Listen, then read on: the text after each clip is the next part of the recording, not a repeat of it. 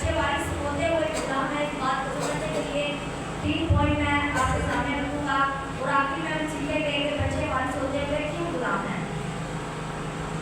तो आप सब जिस तरह जानते हैं अखीर ज़माना चल रहा है, पूरे दिन आप पहुँचे हैं, पूरी बाइबल को पता है 24-24 मुकाशवा की किताब और रसूल भी ये कहते आए हैं, पर रसूल के लिबास का चर्चा करना है कि अखीर ज़माना आ चुका है, पूरे दिन आ चुके हैं। उसमें हमें क्या करना चाहिए, इसमें क्या वाक़यात पेश आ रहे हैं, आप सब जानते हैं। आप भी हम चल रहे हैं, दुनियावी निज़ाम में बहुत ज़्यादा फर्क आ रहा है। आजकल बार बार पर गुस्सा और आ रहा है। अगर आपने किसी को गाली निकाली तो आपको 2 गाली निकालेगा, अगर आपने किसी को 1 चमाचा मारा तो आपको 2 चमाचे मारेगा। ऐसा क्यों हो रहा है? ऐसा क्यों हो रहा है? वो दुनिया में गुस्सा अरूज पर आ चुका है, दुनिया में बदी अरूज पर आ चुकी है।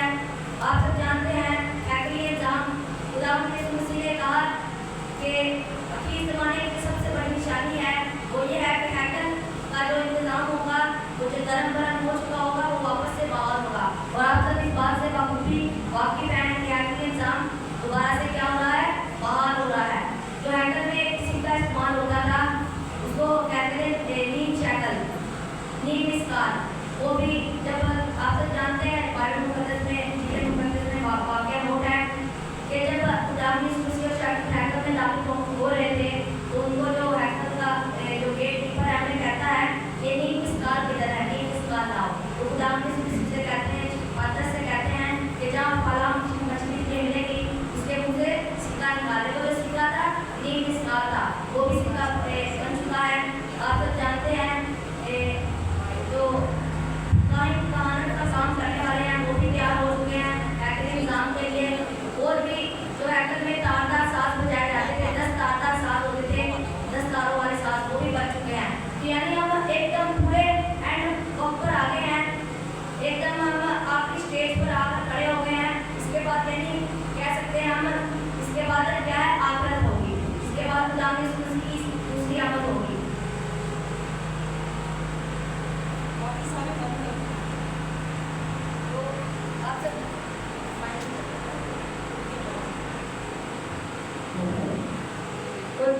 आप भी यहाँ पे बिल्कुल चल रहे हैं, हैकल एग्जाम जिस तरह मैंने को पहले बताया चल रहे हैं और अब बिल्कुल आखिरी स्टेज पर आ चुके हैं जिसके खुदाम की आखिरत के खुदाम की दीदार के लिए। और तमाम पेशन गोलियाँ जो बाइबल मुकद्दस में लिखी हैं पूरी हो रही हैं। वो तमाम पेशन गोलियाँ क्या हो रही हैं? पूरी हो रही हैं। जो दुनिया में एक एक वाक़या जो घटता है वो कोई ना कोई बात में पेशन गोली लिखी होती है।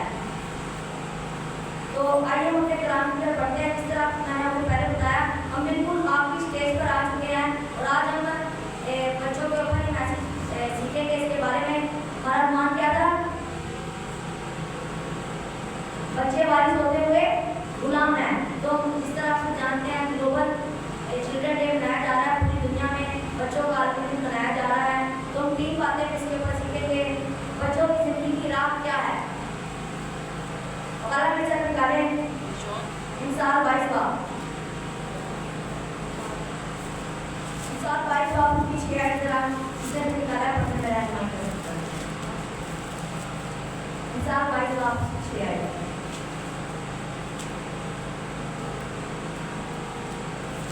रस्ते की उस राह में तबीयत पर जिस पर वो उसे जाना रे वो बुरा होकर भी उससे नहीं मुड़ेगा। खुदावंद का बंदा सुलेमान नबी फरमाता है लड़के की उस राह पर तरबियत कर जिस पर उसे जाना है, वो पूरा होकर भी उससे ना हटे, पूरा होकर भी उससे ना मुड़े। तो ये जो शुरू की एक वर्ड आया स्पेसिफिक वर्ड है राह। ये राह कौन है? मेरा आपसे सवाल है।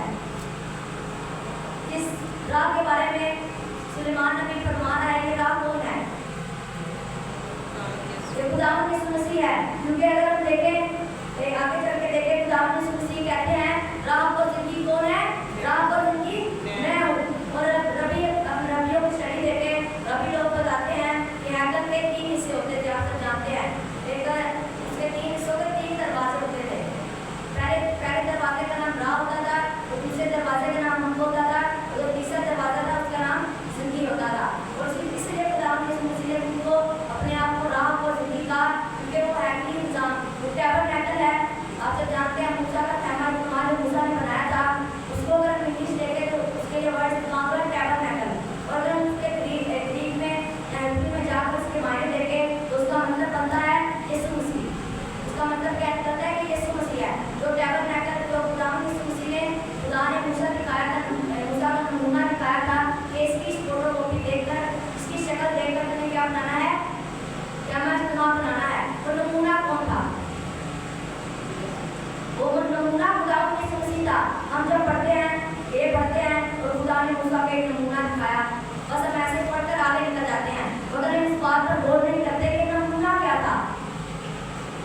खुदा ने मूसा को पहाड़ पर नमूना दिखाया और नमूना क्या बोलता? खुदा की मसीह था। और हम देखे रात को